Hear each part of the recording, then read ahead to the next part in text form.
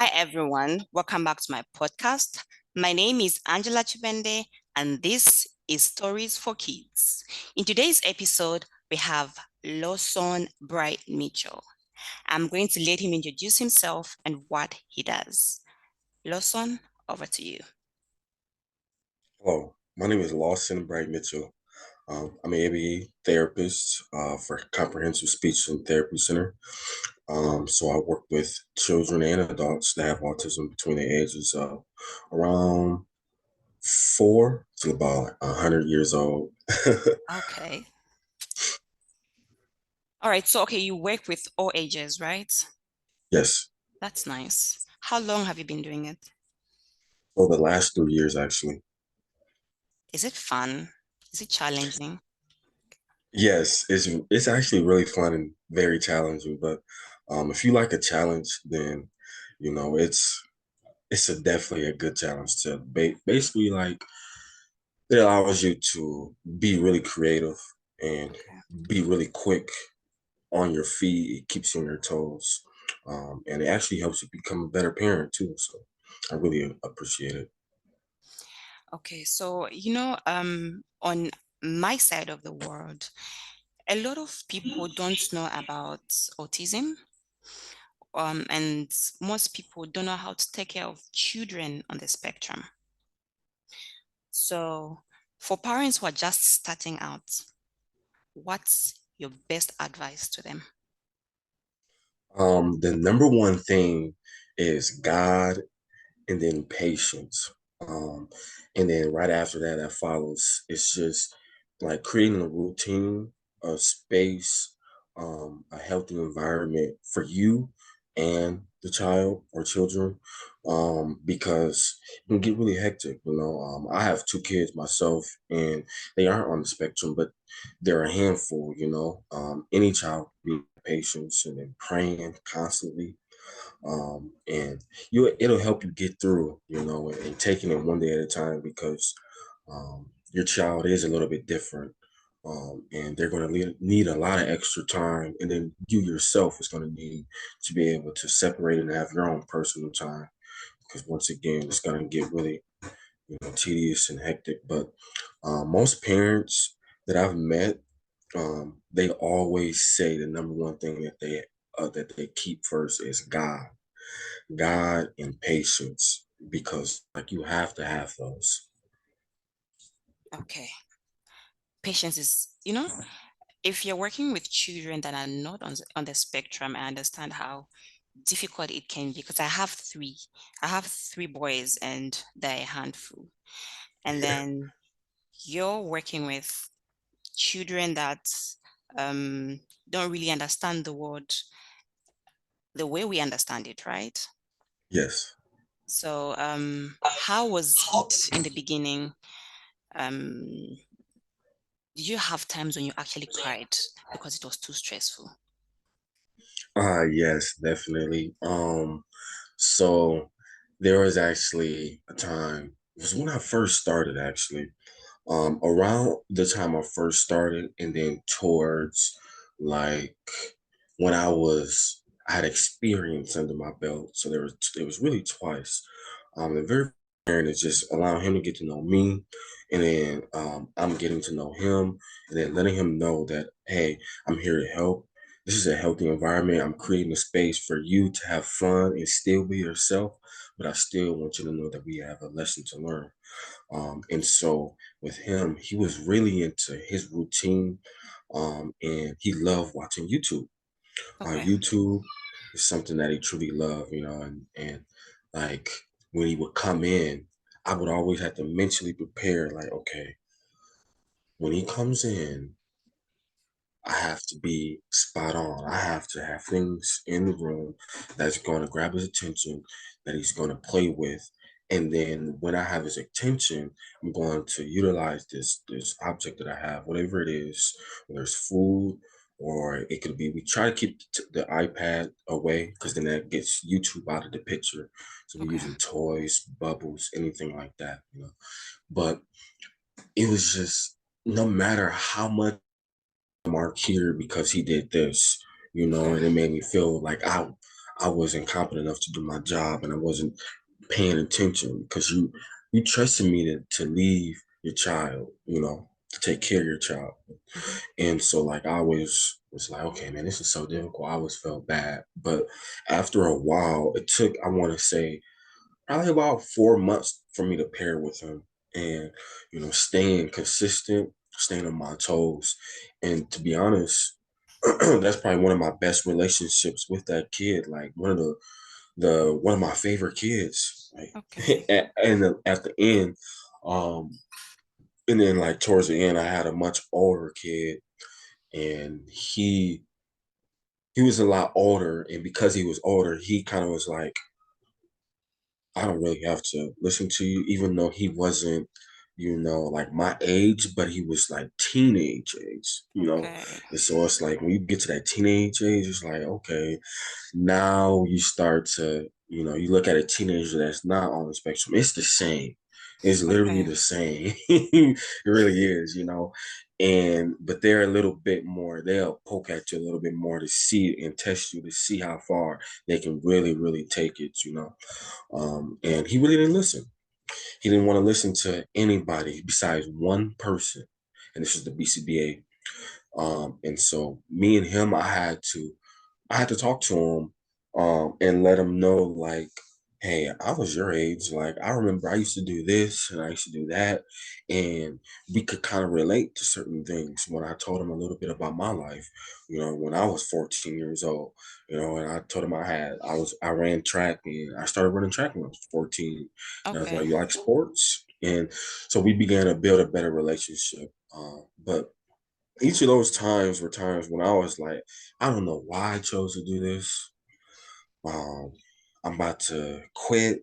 I don't want to do this no more. They aren't listening to me. I'm trying. Can't you tell that I care about you and I want to help you? But it's like I said, having patience. And like I said, that helped me even become a better parent.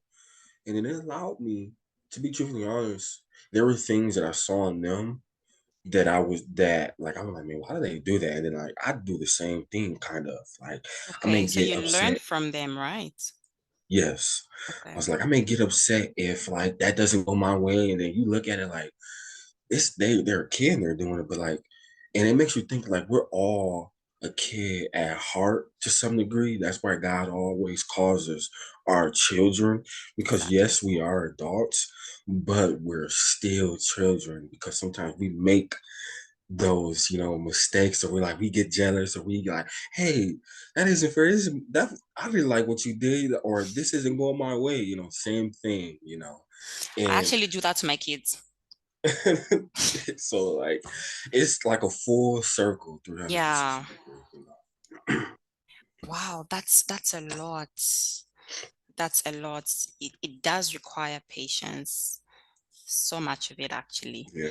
So how has it helped you with your own kids?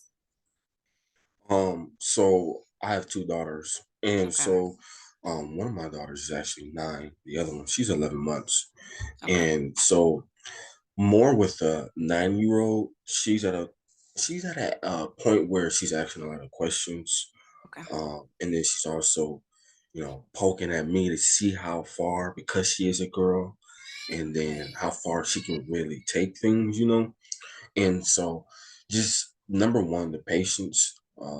Because there were times when like I was like, okay, I asked you to do something, you didn't do it. We sitting here, and then like I walk away and I do what I need to do, and I come back, and then you're still, sitting there.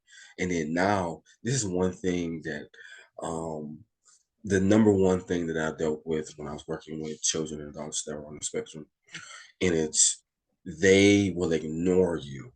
They will ignore you, especially if they're occupied with, whether they're eating or playing YouTube. My daughter is YouTube.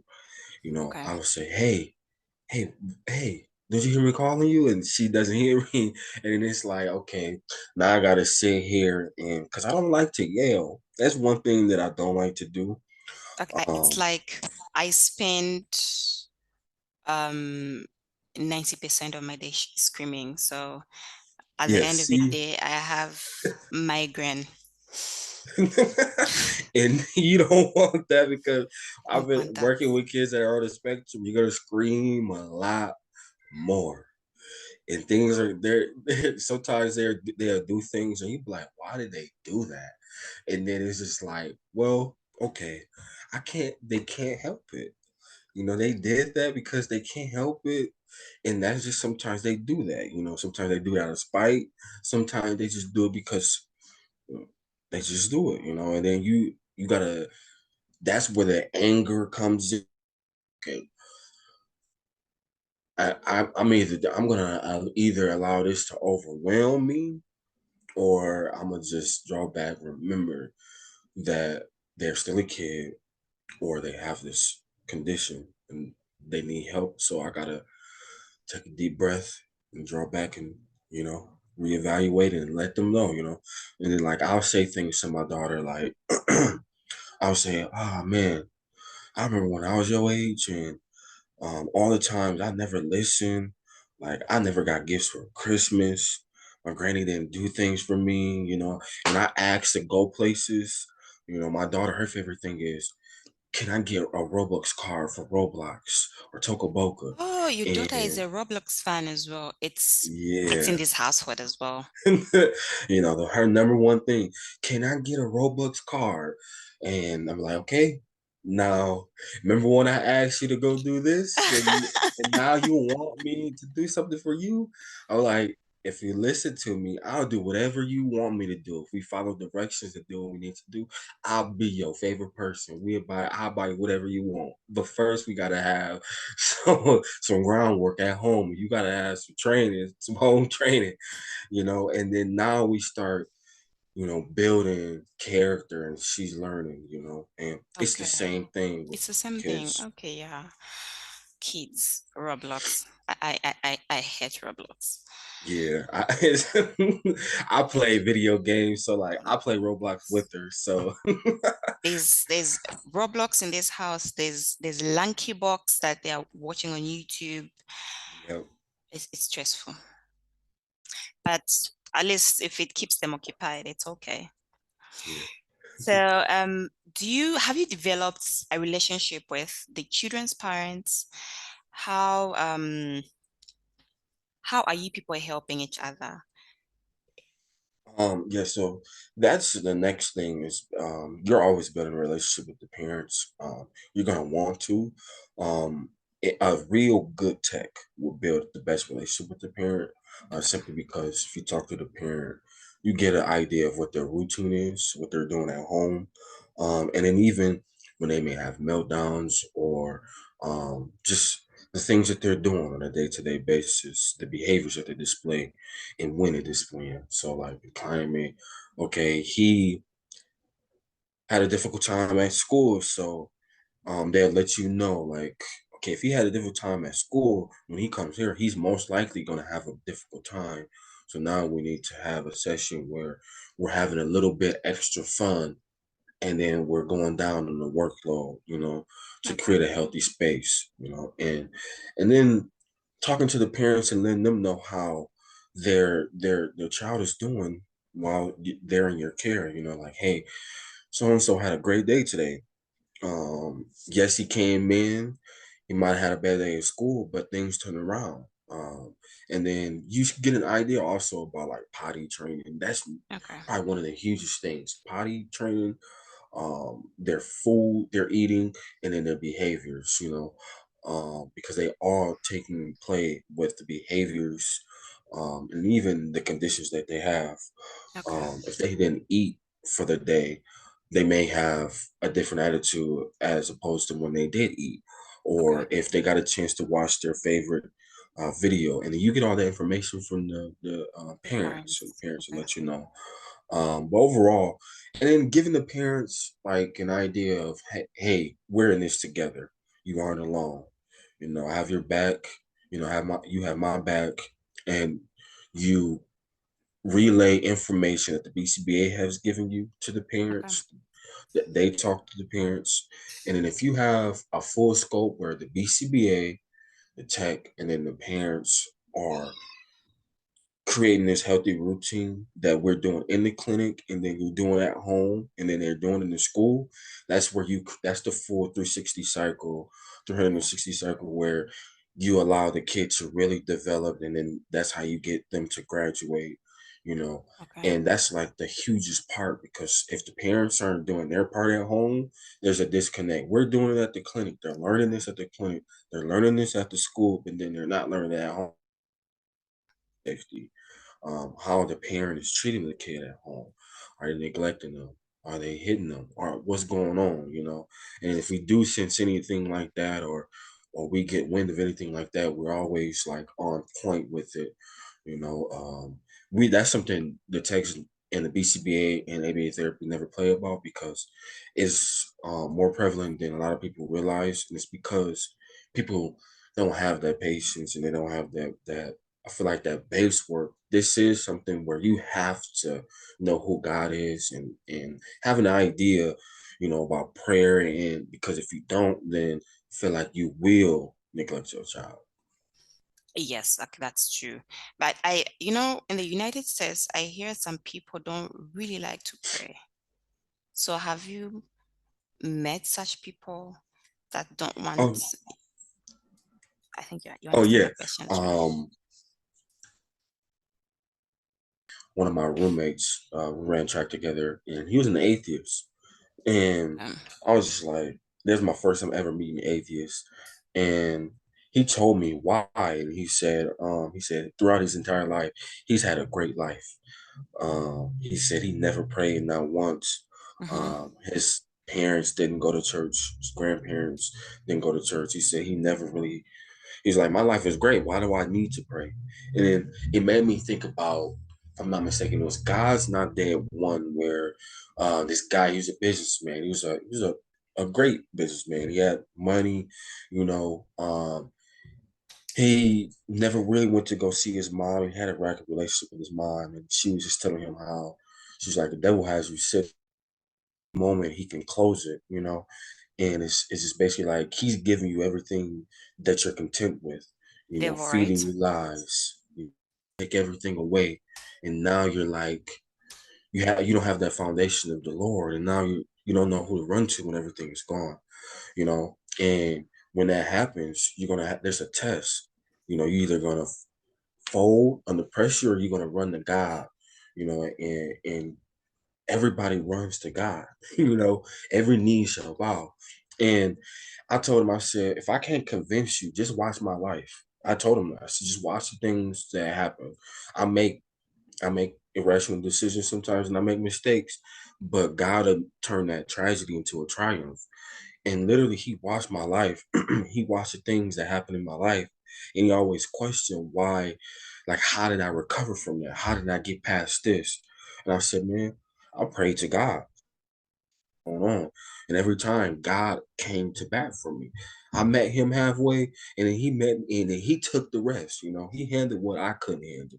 He said, handle what you can handle, then I got the rest.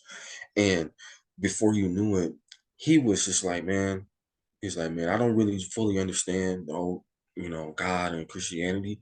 He said, but I've been watching your life.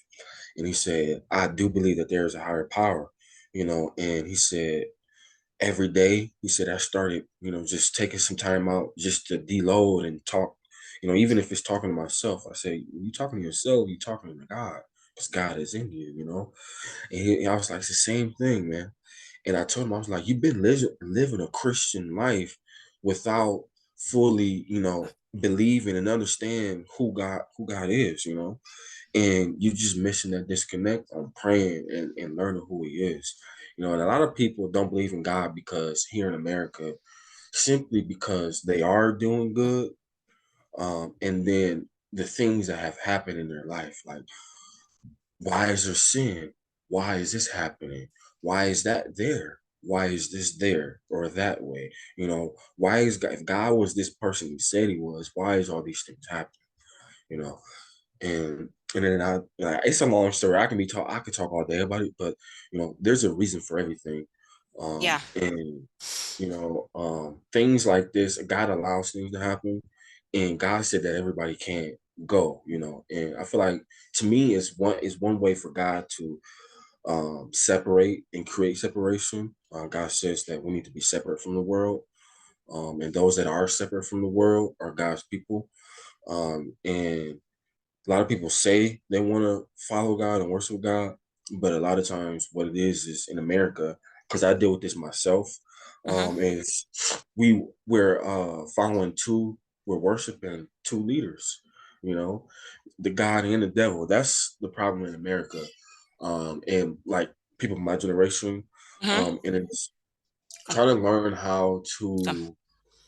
to basically, like with me, it's like being able to give up all the worldly things. Like one thing that I find really difficult to give up is like music, certain music that I know God isn't okay with, but I want to listen to this music, and then but I still want to worship God, and that's what a lot of people my generation in America are dealing with right now. And is we have to get a better idea of like, okay, no, life isn't going to be boring while following God. We just have to sit down and open up our mind to the possibilities and the many things that God can bring to us when we fully chase after Him instead of being split and following two masters. Yeah, that's true actually. Because I think there's one video that I watched where one guy asked a certain woman that has dementia. So he said, I've never worshipped God, but my life has been beautiful. You worshipped God all your life, but you have dementia. Why? And she said, sometimes the devil makes you so comfortable that you don't have to look for God in any way. So my life has been good, even though I have dementia. I know I have God in my life. But what do you have? Then, questions come. Yeah, that's true. My grandmother actually has dementia now, but she's a firm believer. I was just there with her. We were praying, and like I don't. I think differently. Like I don't even want to say my grandma has dementia. Like that's what they doctors say. But when I look at my granny, I talk to my granny. To me, she's perfectly fine. She may get some things mixed up, but I think that just comes with living a very, very long time. Yeah, it You know, comes with age, right? yeah, everything Yeah, just begins to decline. That's just what exactly. it is. And like as humans, we classify everything. We have to because that's the only way we can get an understanding and grasp of like what things really are. You know, Exactly. and so like I was just like my granny, she's okay. She's up there in age. She's almost 90 years old, Okay, and it's age. she's seen a lot. Yeah, So yeah. I like older people. I love elderly people.